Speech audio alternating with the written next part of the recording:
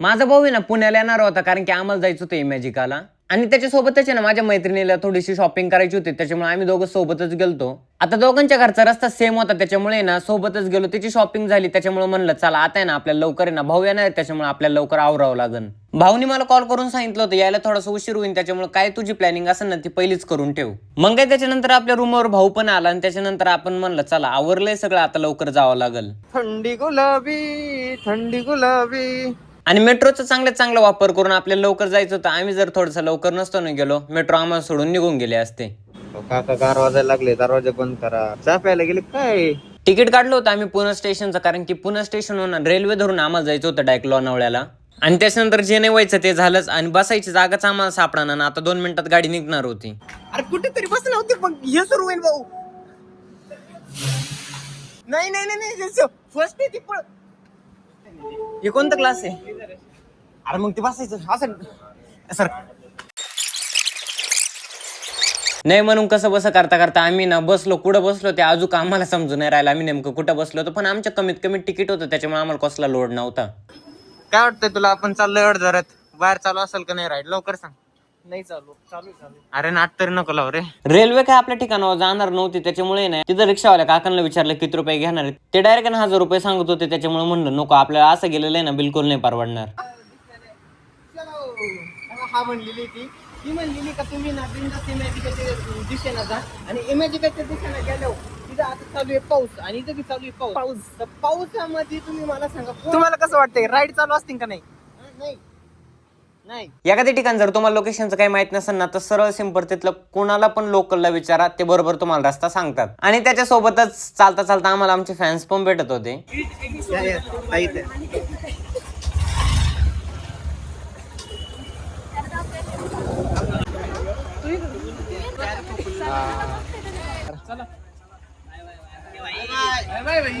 एक उड्या मार बंटे, उड्या मार. त्याच्यानंतर काय मग मला लागली होती मकर भूक, भाऊला लागलेली नव्हती भूक. चला म्हणलं आपण एकटं मस्तपैकी मिसळ वगैरे खाऊ. आणि मिसळ तेवढी खरंच भारी होते ना, पोट भरून मिसळ खायचीच होती. तेवढ्यात भाऊ म्हणला गाडी आली, आता जावं लागेल आपल्याला लवकर, चल. मग काय मिसळ खाता खाताच मला उठावं लागलं. आणि जाता जाता ना आम्हाला गगनगिरी महाराजांचा आहे ना मस्तपैकी मठ लागणार होता, त्याच्यामुळे म्हणलं चला आता एवढ्या लांब आलोय ना, तर आपण नक्की तिथे ना भेट देऊन येऊ. आपण पोचलेलो श्री सद्गुरू गगनगिरी महाराजांच्या मठावर. आपल्या तिकडे आहे का तरी असं अक्षर? आपल्याकडे नाही ना असं. आणि समाधी ना एकदम अशा गुफे येते ना, डोंगरामध्ये येते. आणि त्याच्यानंतर जात जात आम्हाला आमचे फॅन्स पण भेटत होते परत. आणि जर आम्ही ना गुफेकडे चाललो होतो ना, एवढं भारी वाटायला लागलं होतं ना, एक नंबर. म्हणजे एकदम भारी फिलिंग येत होते माहिती का. म्हणजे लोकेशन बघून आहे ना कोणाला बी आवडून जाईन, एवढं भारी लोकेशन आहे. डायरेक्ट वरती गुफा बघितल्याच्या नंतर आम्ही खाली उतरत होतो. आम्हाला परत एकदा फॅन्स भेटले. ह्या टायमाला म्हटलं चला आपण ना आपल्या फॅन्स ना काहीतरी प्रँक करू. त्याच्यानंतर ते भाऊ सोबत फोटो काढत होते, म्हणजेच आपल्या महेश दादा सोबत फोटो काढत होते. त्याच्यानंतर मीच त्यांना विचारलं तुम्हाला माहिती का तुम्ही ज्या सोबत फोटो काढताय तो कोण आहे आणि मी कोण आहे. त्यांनी लगेच सांगितलं हे महेश आहे आणि तुम्ही आदित्य आहे म्हणून. नाही, महेश कोण आहे ना आदित्य कोण आहे? त्याला वाटलं ओळखलंच नाही. ओळखले परने ओळखलं.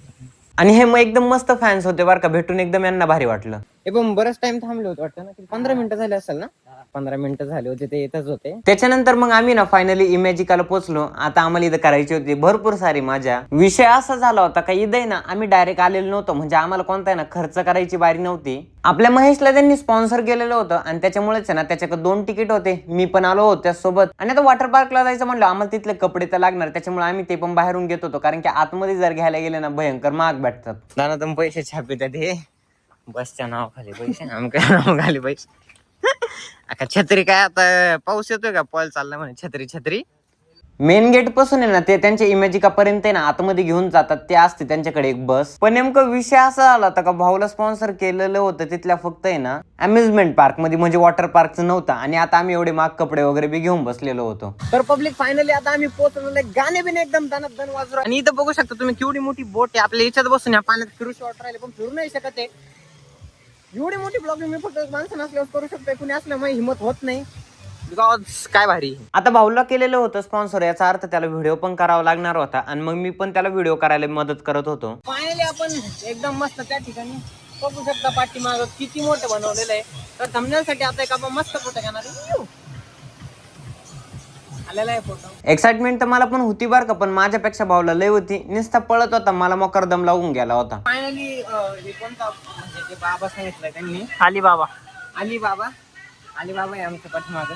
त्याच्यानंतर आम्ही ज्या टायमाला ते एवढे मोठे मोठे गाडगे बघितले ना, पूर्ण डोक्यात असं भिंगायला लागलो होतं. चला म्हणलं आता याच्यात बसायचं आहे गाड्या.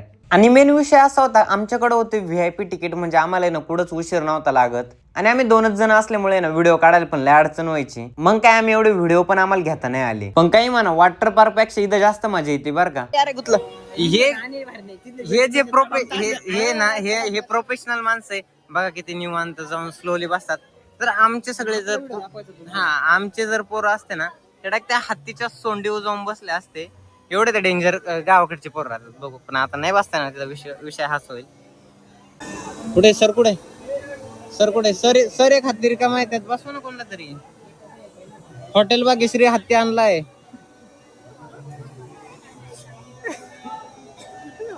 हॉटेल तिरंगा हॉटेल भाग्यश्री हत्ती आणलाय, हत्ती बसलाय. तर आता आम्ही मस्तपैकी हत्तीमध्ये बसलोय. सगळ्या हत्तीच्या बोखंडी बसले, बघू शकता तुम्ही समोर. आणि हे बघा हत्ती कसा बघतोय. या हत्ती एवढा स्लो चालतो का याच्यापेक्षा रिअल हत्ती 10 वेळा पुढे जाऊ शकतोय. बघा तुम्ही डायरेक्ट. हत्तीमध्ये बसल्याच्या नंतर आम्ही गेलो तिथं असलेल्या अलिबाबा मध्ये. आणि काय होतं ते आम्हाला नाववरून बघायचं होतं, नेमकं आतमध्ये काय. पुढे कोणाला मार राहिलाय गपना बदिरा. कुठून आला तू? चला जा भंगरी. आणि येतं काय माहिती काय होतं, काय गोळ्या बिळ्या मारायचा कार्यक्रम होता वो इथं. हट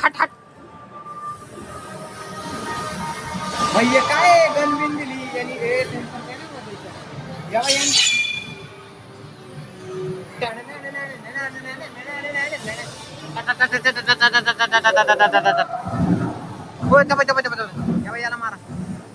याला मारा बिंग तुझ्या.